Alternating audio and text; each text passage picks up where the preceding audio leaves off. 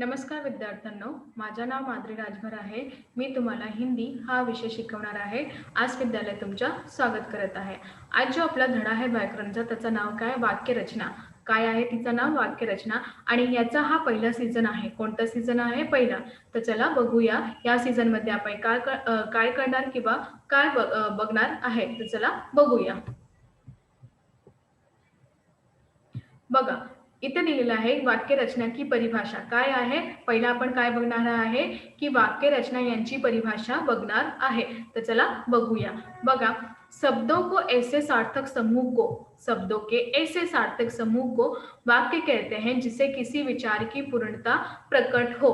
तर इथे काय दिलेलं आहे की वाक्य की रचना ती परिभाषा काय दिला आहे? ज्या शब्द म्हणजे ज्या शब्द असे असतात ज्यांची सार्थक समूह ज्यांची सार्थक समूह वाक्य करते ज्याची कोणताही विचार पूर्णता प्रकट होते त्यांना आपण वाक्य असंही म्हणतं. कळलं की नाही? हो. तर चला, जसे एक छोटेसे घर में दादी माँ रहती थी. जिथे एक वाक्य दिलेलं आहे की छोटासा खोडीतून कोण राहत होती? दादी माँ राहत होती. तर याप्रमाणे तुम्ही बघणार की एक छोट्याशा खोडीतून दादी माँ राहत होती. तर याप्रमाणे इथे हा जे वाक्य दिलेले आहे त्यांची पूर्णता आहे. तर यांना आपण काय म्हणतात? वाक्य असंही म्हणतात. कळलं की नाही? हो. तर चला अजून बघूया. बघा, नीचे दिए गए वाक्य पढ़ो. खालती काही वाक्य दिलेलं आहे ते तुम्हाला वाचन करायचं आहे. पहिला बघा, समय बहुत बलवान है. समय म्हणजे वेळ हा खूपच बलवान आहेत. दुसरा, सूर्य पूर्व में उदय होता है. सूर्य कुठून उदय होत आहे? पूर्व मध्ये उजून होत आहे. तिसरा, सदा सत्य बोले.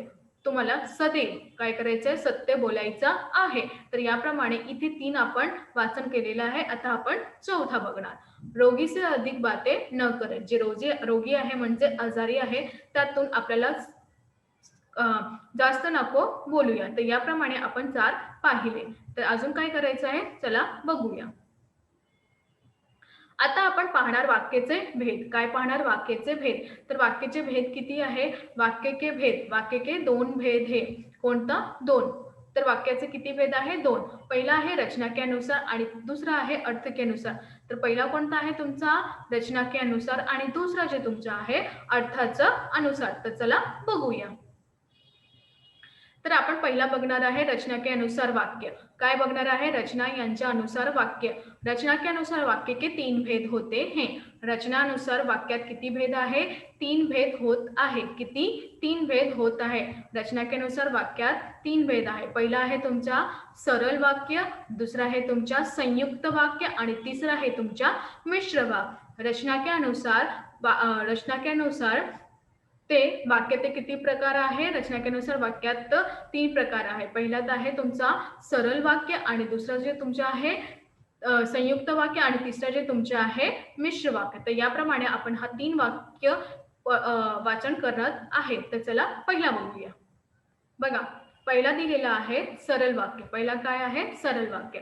जिस वाक्यों में एक से एक ही मुख्य क्रिया हो उसे सरल वाक्य कहते हैं. ज्या वाक्यात एकच मुख्य क्रिया आहे त्यांना आपण सरल वाक्य असंही म्हणतात. सरल वाक्य कोणाला म्हणतात? ज्या वाक्यात एकच मुख्य क्रिया असतं त्यांना आपण सरल वाक्य असंही म्हणतं. कळलं की नाही? हो. जसे खेळ ग्रामीण जीवन की आत्मा आहे. जसं इथे एक उदाहरण दिलेलं आहे की खेळ म्हणजे खेळ हा ते एक ग्रामीण जीवनाची आत्मा आहे. तर याबद्दल दुसरा, घर घर में शौचालय जैसी सुविधा के लिए लोग जागरूक हो रहे हैं.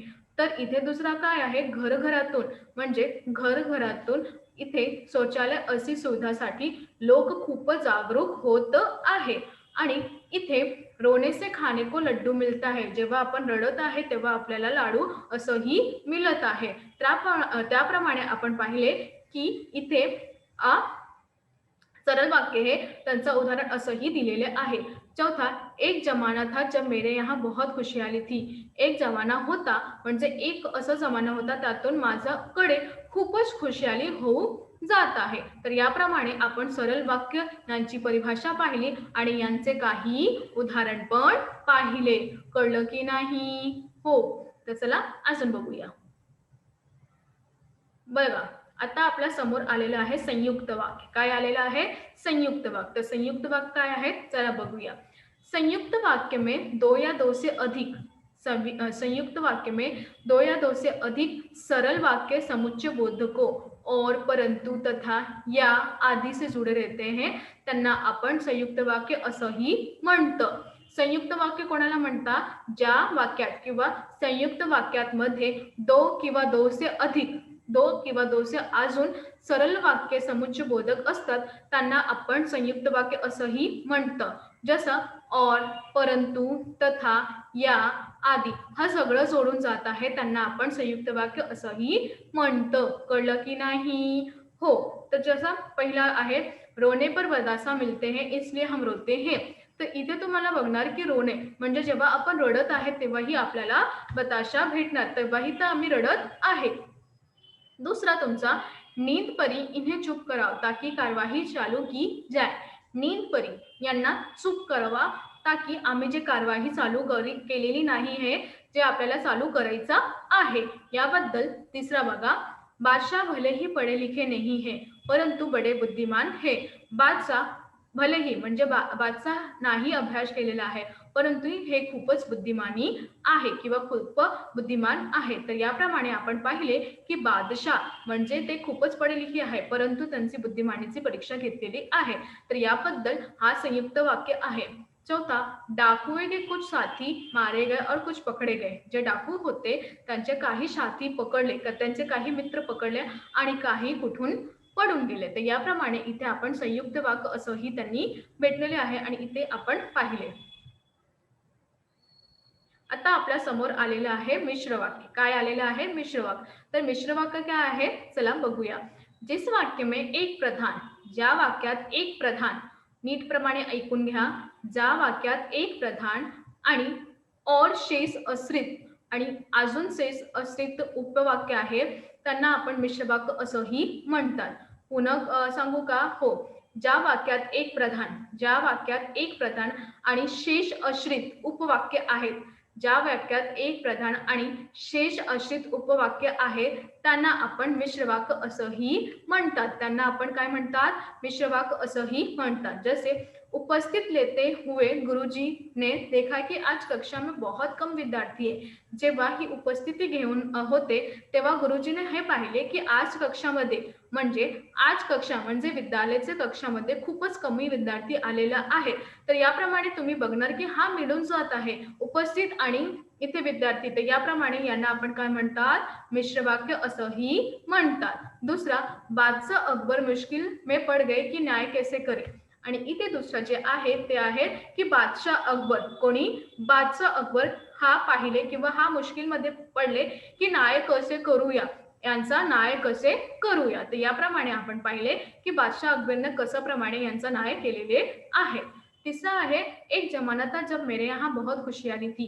इथे गाव काय म्हणत आहे की एक जमाना होता की माझ्याकडे खूपच खुशहाली होती. तर याप्रमाणे इथे जमाना किंवा खुशहाली याप्रमाणे दिलेली आहे. चौथा, जब चित्रकार ने सेठ से अपनी मजदूरी मांगी तो उसने मना कर दिया. इथे काय दिलेलं आहे की जेव्हा काय दिलेलं आहे की जेव्हा जेव्हा जेव्हा चित्रकार यांनी सेठची आपली मजदूरी मागितली तर त्यांनी काय केले? उसने मना कर दिया. त्यांनी काय केले? मी नाही करणार किंवा मी नाही देणार. त्याने झटकून प्रमाणे मना करून गेले. तर याप्रमाणे आपण काय पाहिले की जे वाक्य आहे त्याच्या वाक्याची रचना पाहिले आणि वाक्याची परिभाषा पाहिले आणि वाक्याचे उदाहरण पाहिले आणि वाक्याची प्रकारपाठ पाहिले. रचनानुसार वेगळे आहे, अर्थानुसार वेगळे आहे. तर याप्रमाणे हे जे रचना किंवा वाक्य दिलेलं आहे ते मला कळलं की नाही? लवकरच लवकर सांगा, कळलं की नाही? कळलं. तर याप्रमाणे तुम्हाला कसं करायचं आहे, यांचा उपयोग कशासाठी होत आहे किंवा वाक्य हे काय आहेत हे पण कळून घ्या. जसं की इथे एक चौथा तुम्हाला इथे प्रश्न दिलेला आहे की जब चित्रकार ने सेठ से अपनी मजदूरी मांगी तो उसने मना कर दिया. तर याबद्दल असं लिहिलं आहे की जेव्हा हा चित्रकारने सेठाची म्हणजे जे सेठ होता त्यांची आपली मजदूरी मागितली कारण की तिने काय केलेलं होतं? चित्र बनवून देत होता.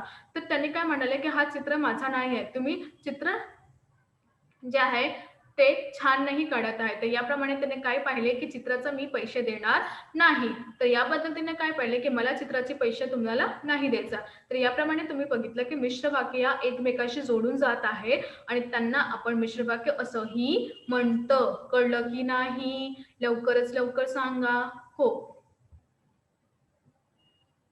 तर आज आपण काय शिकलो? आज आपण हे शिकलो, की कशाप्रमाणे वाक्य यांची परिभाषा असते आणि त्यांची रचना असते. तर याप्रमाणे रचनाचा पण वेगळे अर्थ आहे आणि अर्थाचा पण वेगळे अर्थ आहे. तर याप्रमाणे आपण वाक्याची रचना जे आहे त्यांच्यामध्ये आपण 3 प्रकार पाहिले. सरळ वाक्य, तर याप्रमाणे आपण जे रचनाच्या आधारे जे वाक्य होतात त्यांच्या 3 प्रकारे पाहिले. तर या 3 प्रकाराचं आपण उदाहरण पण दिलेले आहे आणि त्यांचे काही प्रश्न आणि उत्तरे पण कशाप्रमाणे देत आहे किंवा त्यांचं उदाहरण दिलेले आहे. तर याबद्दल तुम्हाला पाहायचं आहे किंवा या सगळं जे दिलेलं आहे त्यांचा प्रयोग कशासाठी होत आहे किंवा कसं केलेले आहे हे सगळं तुमची माहिती दिलेली आहे. तुम्हाला नीटप्रमाणे ऐकायचं आहे आणि नीटप्रमाणे लिहायचं पण आहे. हे सगळं तुम्ही करणार तेव्हाही तुम्हाला समजणार किंवा कळणार आहे. तर याबद्दल मी तुम्हाला पुन्हा तेही सांगत आहे, की हे जे वाक्य आहे, त्यांची जी रचना आहे, त्यांची जी परिभाषा आहे, ते नीटप्रमाणे ऐकून घ्या आणि त्यांचा उपयोग कशासाठी होत आहे किंवा त्यांचा अर्थ कशासाठी दिलेला आहे, हे सगळं तुम्ही पाहून या आणि पुन्हा पुन्हा ते लिहून घ्या. जेव्हा तुम्ही लिहिणार तेव्हाही तुम्हाला कळणार आहे, की कशाप्रमाणे हे लिहायचं आहे किंवा कशाप्रमाणे करायचं आहे. तर याबद्दल तुमच्या जे सगळं आहे ते व्यवस्थित नीटप्रमाणे तुम्ही करून घ्या आणि सर्व प्रकारचा अर्थ किंवा त्यांची परिभाषा किंवा त्यांचा जे उदाहरण दिलेलं आहे ते सगळं तुम्ही पाहून घ्या आणि नीटप्रमाणे लिहून घ्या. तर याबद्दलही तुम्हाला समजणार किंवा कळणार आहे, की कशाप्रमाणे हे सगळं व्यवस्थित किंवा नीटप्रमाणे देणार आहे. तर हे लवकरच लवकर तुम्ही करून घ्या आणि अभ्यास पण करून घ्या. धन्यवाद.